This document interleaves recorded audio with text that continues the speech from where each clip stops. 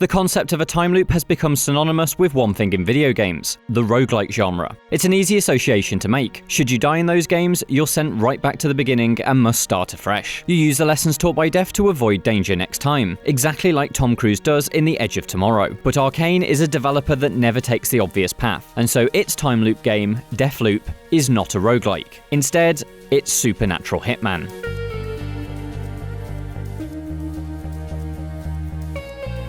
A recent preview event in which IGN was shown a hands-off gameplay presentation allowed me to get a better understanding of how Deathloop works. You have one single day to assassinate 8 targets, known as the Visionaries, that live on the 1960s-inspired Isle of Blackreef. Killing them all within that single day will break the loop and free your protagonist, Colt, from eternal torture. It's easy to expect Blackreef to be an open world with a flowing day-night cycle, akin to Outer Wilds' freely explorable solar system and its 20-minute loops. Instead, the island is split up into 4 districts, selected from a main menu, much like how you'd pick a Hitman level. You even choose your equipment before heading into the location, just as you would for Agent 47. There's an added wrinkle though. You also select what time period to explore the district in, either morning, noon, afternoon, or evening. Rather than putting you on the clock, time is a condition that you choose, akin to deciding day or night when setting up a race in a driving game. These time periods change what you can expect within the district. Mornings in the Updam district, an area dominated by a towering mansion, feature construction workers putting together a stage. Visit Updam in the evening though, and there's a party in full swing. These changes and the varying opportunities they provide mean that there are 16 map variations to explore.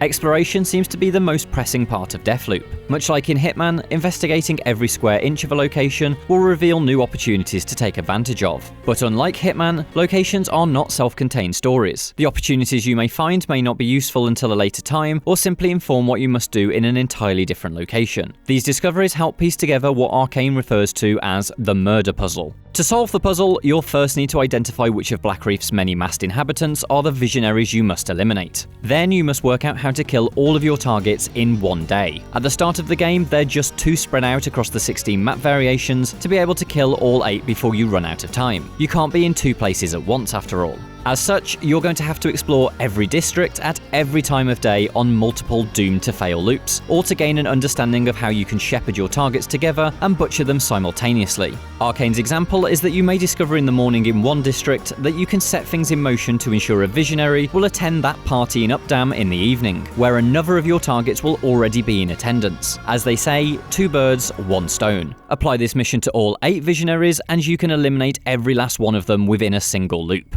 Enough about structure though, how does Deathloop actually play? Well, from what I can see, Dishonored with guns is a pretty close approximation. Because time is a manual setting rather than a ticking clock, you have as long as you need to explore a level, and those levels look to contain immersive sim DNA extracted from the purest Deus Ex strain. The presentation showed Colt looking through computer emails to learn more about a Visionary, eavesdropping on NPCs to learn about new routes into the target's mansion, and breaking into a safe to obtain a piece of information that definitively identifies which person at the Updam party must be killed. Information looks to be vital. Not only does it help set your next objective, but it survives the time loop reset. For example, in the evening you may discover that a vital item is in a building that only opens during the daytime. That area may be currently locked, but now you know that to progress you must head there during the afternoon on a subsequent loop. This means the end of the time loop doesn't reset your progress, just your position in space and time. Deathloop has an emphasis on stylish, gun-heavy combat. A hands-off demo means it's impossible to judge right now if combat feels great, but the weapons certainly look to have weight. From auto pistols loaded with double magazines to a belt-fed machine gun that's cranked with a giant handle, Arkane have put together some cool, retro-looking blasters. For Dishonored purists, there is a silenced nail gun, but I'm eager to play an immersive sim that truly supports frantic firefights over pacifist runs. This doesn't mean that Arkane has ditched its signature smarts though. Since Death will reset the time loop, you're going to have to play carefully. At least to begin with. Arkane promises Deathloop's trajectory will turn players into a superpowered John Wick, capable of dominating the loop.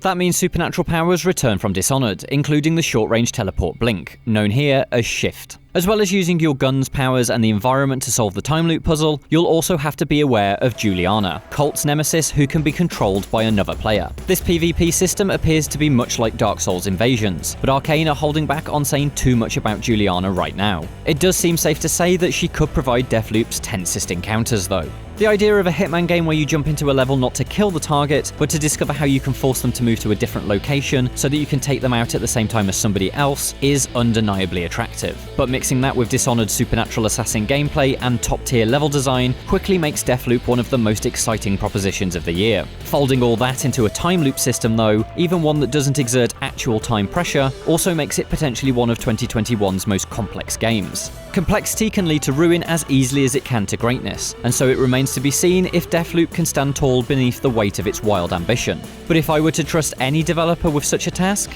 it would be Arkane. For more, check out the full written preview on IGN.com, or watch the Deathloop trailer. And for everything else, stick with IGN.